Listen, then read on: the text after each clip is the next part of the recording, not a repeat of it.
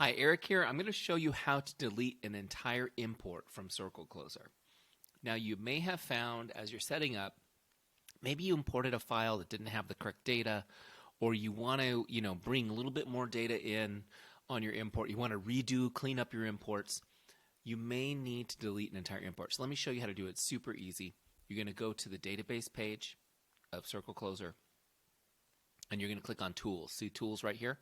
Click on Tools and go to Import History. Now this will actually show you all your imports and when you did it. You can click on View Details to kind of get an idea of what type of data was on there.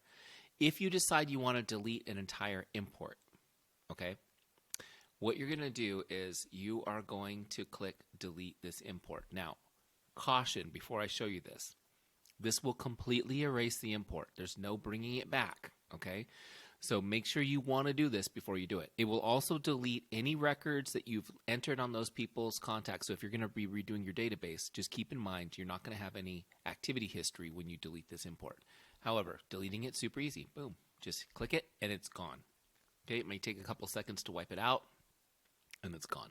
Okay, so if you do need to clean things up and remove previous imports and re-import those lists, that's the way to do it. Now, also, I just want you guys to know, too, if you're watching this, just because you're curious about all the things, all the ins and outs of CircleCloser, if you don't need to delete an import if you just want to update a little bit of data. So if you add new people, let's say, for example, you did your Facebook import, and it's been a few weeks, and you've added people to Facebook, you want to do it again.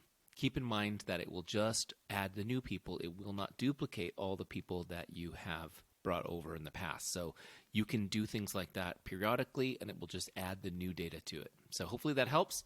Have a fantastic day.